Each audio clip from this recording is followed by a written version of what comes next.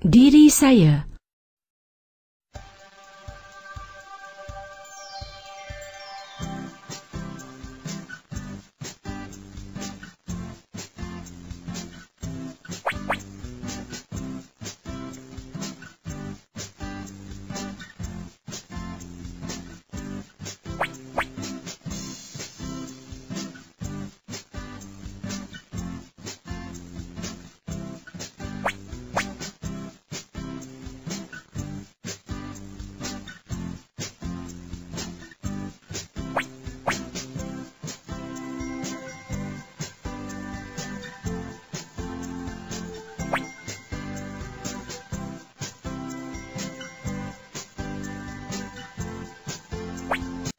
Diri saya.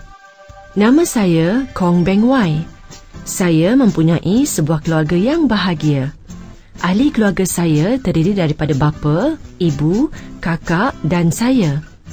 Bapa saya bernama Kong Beng Yau. Beliau berumur 38 tahun. Beliau bekerja sebagai seorang pengurus. Beliau bekerja di bank. Beliau bertugas dari pukul 8 pagi hingga pukul 6 petang. Bapa saya seorang yang baik hati. Beliau selalu membantu orang yang berada dalam kesusahan. Ibu saya bernama Li Mei. Beliau berumur 36 tahun. Beliau seorang suri rumah. Beliau menyediakan sarapan yang sedap untuk kami setiap pagi. Beliau akan menghantar saya dan kakak ke sekolah dengan kereta setiap hari. Ibu saya seorang yang penyayang. Saya mempunyai seorang kakak yang cantik. Dia bernama Kong Mei Ching. Dia berumur 12 tahun. Dia belajar di sekolah yang sama dengan saya. Kakak saya seorang yang tekun belajar. Dia selalu mengajar saya membuat kerja sekolah yang saya tidak faham. Pada hujung minggu, kami sekeluarga berjoging di taman supaya badan sihat. Kami juga sentiasa melancong pada cuti sekolah. Kami mendapat pengalaman baru semasa melancong. Saya bersyukur kerana mempunyai ahli keluarga yang sayang akan saya. Saya berharap agar hubungan kami erat selama-lamanya.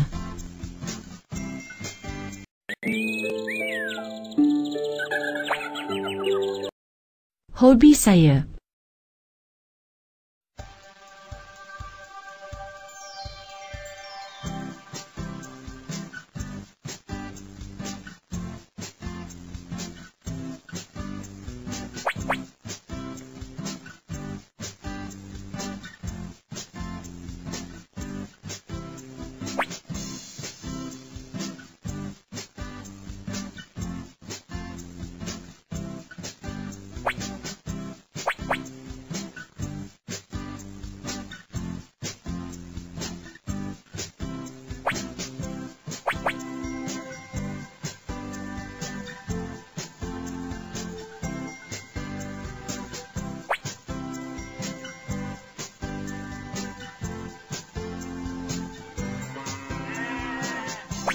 Hobi saya.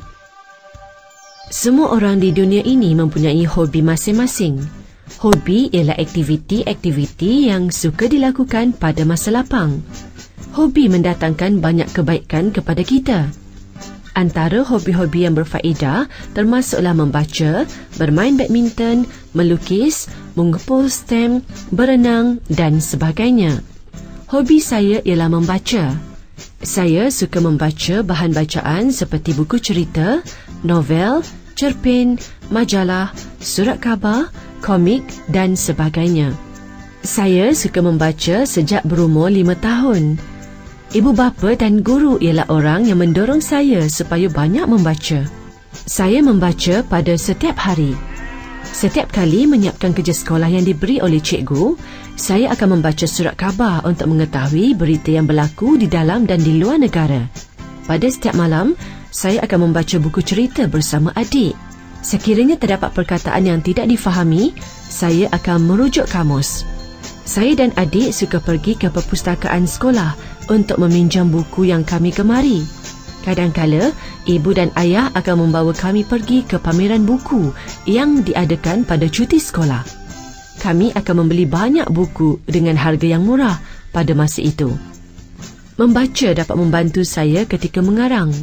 Selain itu, membaca dapat membolehkan saya menambah kosakata bahasa Melayu, bahasa Cina ataupun bahasa Inggeris dengan meluas. Tambahan pula, saya akan mempelajari banyak ilmu melalui amalan membaca. Dengan ini, saya tidak akan menjadi seperti katak di bawah tempurung. Fikiran saya juga tenang semasa membaca. Amalan membaca mendatangkan banyak manfaat kepada saya. Oleh itu, semua orang digalakkan banyak membaca untuk mendapatkan ilmu pengetahuan yang tidak ternilai.